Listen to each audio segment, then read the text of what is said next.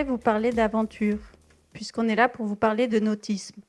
La mer, le bateau, la voile, le voyage. Et en voyage, on part en général sur un cap, mais le bateau ne va jamais droit. Le vent, le courant, les vagues, le barreur qui rêve un peu. Et puis, on rencontre d'autres personnes, des marins ou des pas marins, mais qui vont vous donner des infos, des conseils ou faire germer des idées. Alors, parfois, on va modifier le cap vers d'autres îles, vers d'autres ports, se fixer d'autres objectifs, parfois bien différents. Mais pour ça, il faut pouvoir s'écarter de la route prévue, savoir trouver les bonnes cartes, savoir jeter l'ancre dans des coins sauvages, savoir gérer sa voilure et son équipage, savoir improviser dans les coups de chien imprévus. T'as raison, Libéra. Il faut savoir. Mais c'est pas tout, il faut pouvoir aussi. Il faut avoir la confiance en soi. Oui, il faut avoir bien armé son bateau et se sentir bien armé soi-même. Quelle que soit la préparation du grand voyage, on sait bien que ce sera un paquet d'aventures qui nous attendent. Un peu comme dans la vie, en fait. Alors nous, à Corde et Cordage, c'est ça qu'on propose. Vivre la métaphore entre l'aventure en mer et sa propre vie. Moi, avant d'être marin, j'étais guide de haute montagne. Déjà, je m'étais investi dans une association un peu pareille, qui s'appelle En passant par la montagne. Et un jour, en travaillant avec un vieil éduc, j'ai entendu une phrase que j'ai toujours gardée. Il disait, tu sais, avec le public qu'on accompagne, on ne peut pas faire grand-chose. Mais si jamais on peut les aider à modifier leur cap de quelques degrés, alors t'imagines la différence au bout d'une vie? Alors nous, Corde et Cordage, c'est pas forcément l'idée de modifier le parcours des gens, mais dans un premier temps, leur faire vivre une expérience nouvelle, positive, qui va peut-être faire germer des idées, voire des envies. Et puis éventuellement de les accompagner pour trouver les clés d'un changement, une modification de cap. Alors, nous, on est une petite asso, loi 1901, on est 2 membres fondateurs devenus actifs rémunérés. On a une dizaine d'administrateurs et puis un petit paquet de bénévoles. On s'appelle Corde et Cordage parce que, comme ça a été dit, il y a la montagne. Et on tient beaucoup à cette notion de cordée d'alpinisme qui, comme un équipage de bateau, va partir ensemble pour vivre ensemble.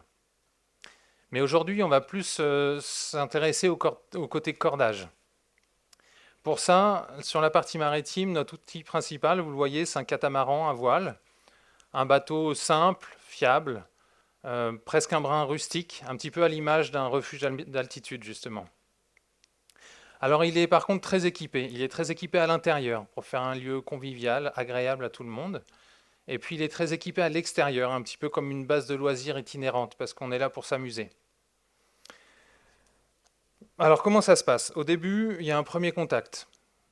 Ça peut être une association d'aide à l'enfance, une école, la protection judiciaire de la jeunesse ou simplement une famille.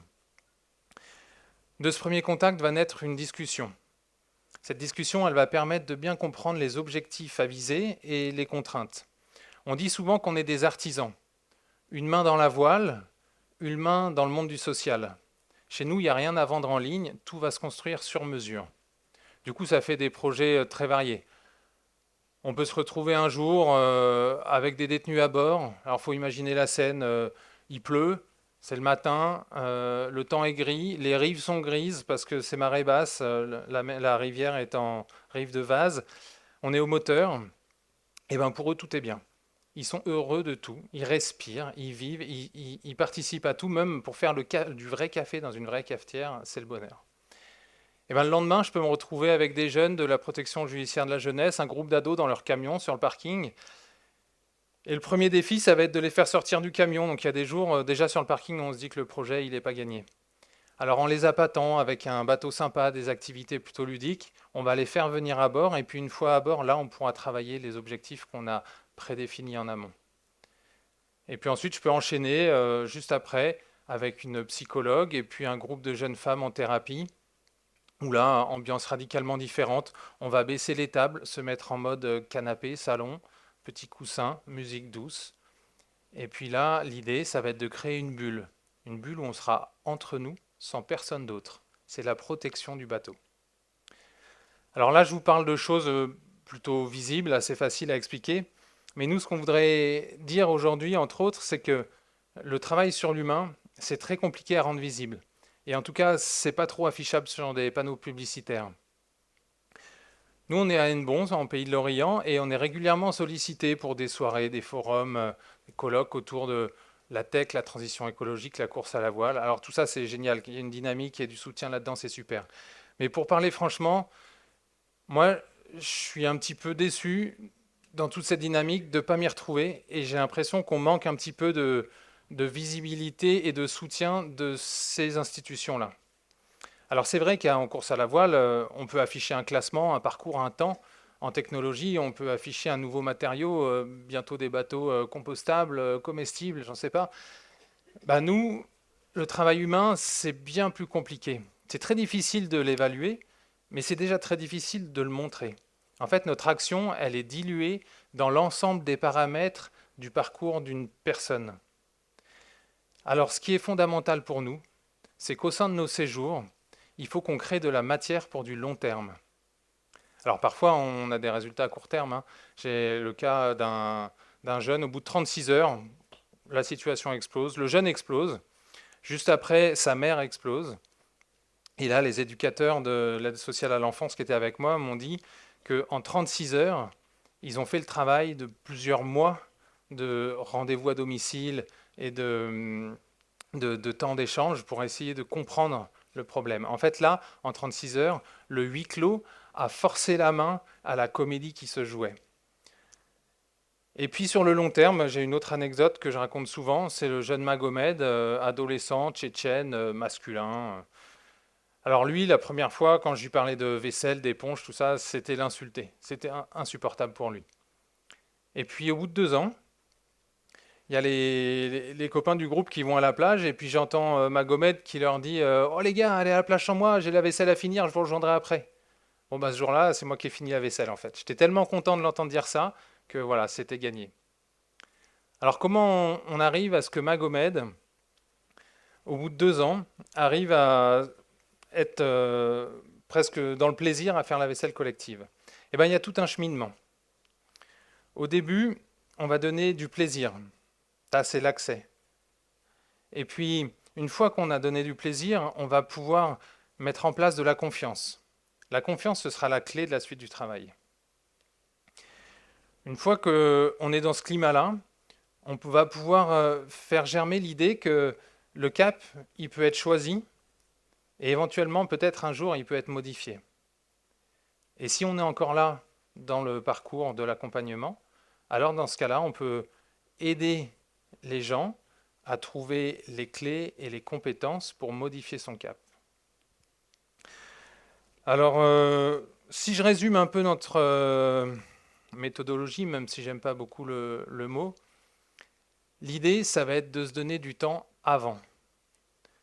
Il faut, euh, il faut essayer de définir le mieux possible les objectifs visés et les risques. Souvent, je raconte qu'un prototypiste, il va se faire une maquette, il va l'essayer, et puis si elle casse, on va chercher une autre solution. Voilà. Mais nous, sur l'humain, on ne peut pas faire ça, en fait.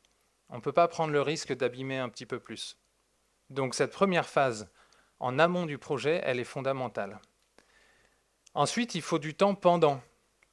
Parce que comme je l'ai dit tout à l'heure, c'est pendant, avec le vivre ensemble, que va pouvoir se créer la confiance. Cette confiance, c'est vraiment la clé de la suite. C'est ça qui va faire que derrière, l'humain, il va pouvoir se livrer et qu'on va pouvoir l'accompagner.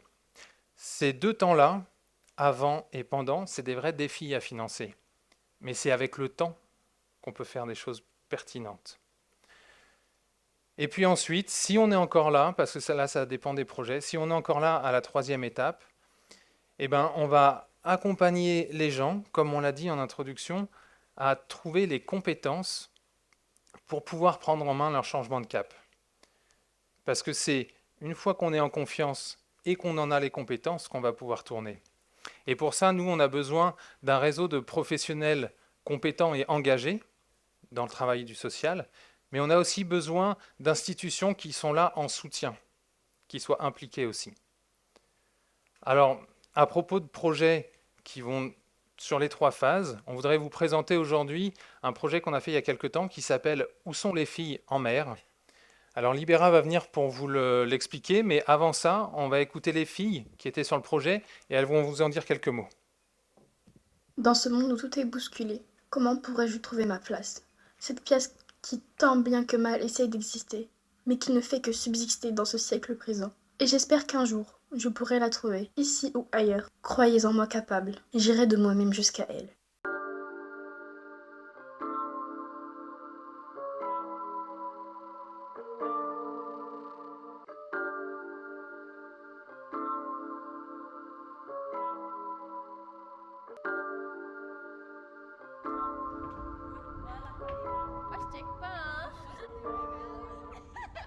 Ah, j'ai 15 ans. J'avais 15 ans quand j'ai écrit.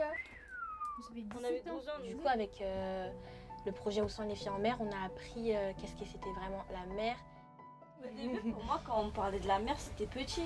Mais quand on va vraiment en mer, on se rend compte que c'est vraiment grand. C'est incroyable, tu découvres un autre monde. C'est un peu un endroit pour nous évader. En fait, comme on habite dans des quartiers, je pense que c'est des horizons qui sont assez fermés pour nous. Même pour les filles, hein. Enfin, les filles elles sortent pas souvent sur le quartier. De faire ça avec Libera, ça nous a beaucoup permis de sortir et de pas rester à la maison à rien faire, quoi. Parce que sortir dehors, y a rien à faire pour nous, quoi. Cette première expérience, elle était enrichissante, elle nous a appris beaucoup de choses. J'ai tout aimé en soi, genre... Le meilleur souvenir, c'était quand on a fait de la plongée sous-marine. Et quand Guérec nous avait forcé à suivre les phoques. Moi, je savais pas nager. Je savais nager. On galérait tous avec les pales. L'activité que j'ai aimé le plus, c'était le surf. Et que les vagues et tout, genre, c'était trop bien. Si on s'était pas ouverte et qu'on n'aurait pas sauté le cap pour faire ça, en fait, on aurait raté beaucoup de choses et ça aurait été vraiment dommage. Libera nous a fait grandir aussi parce que avant nos caractères, ils étaient pas comme ça. On est toutes différentes, mais c'est dur de s'entendre avec tout le monde pendant une semaine. Genre, faut apprendre à vivre ensemble et tout dans un bateau. En fait, ce projet, ça nous a transformés. Même avec les gens de la maison du quartier, on s'entend avec tout le monde et c'est le principal, quoi, de s'entendre dans le milieu dans lequel on vit, quoi. Je suis fière de tout ce que j'ai fait avec Libera. On peut écrire ça sur Parcoursup, qu'on a fait un livre, qu'on a fait un film. Libera, elle nous a aussi appris à parler devant beaucoup de personnes. Quand on présente notre film, genre, on est à l'aise et tout. Même, on va dire, on fait un CV ou un truc comme ça et tout. Genre, tu vois, on peut rajouter ça parce que ça rajoute des plus. Qu'en fait, on serait pas les personnes qu'on est aujourd'hui s'il n'y avait pas eu ce projet. 1, 2, 3. Samaya, elle, est bien plus qu'un simple catamaran. Elle est le lieu de rencontre de nations, diverses et variées. Indéfectible, elle bouscule ce qu'il y a en nous. Elle laisse derrière elle des personnes à jamais marquées par l'écume de ses étrailles.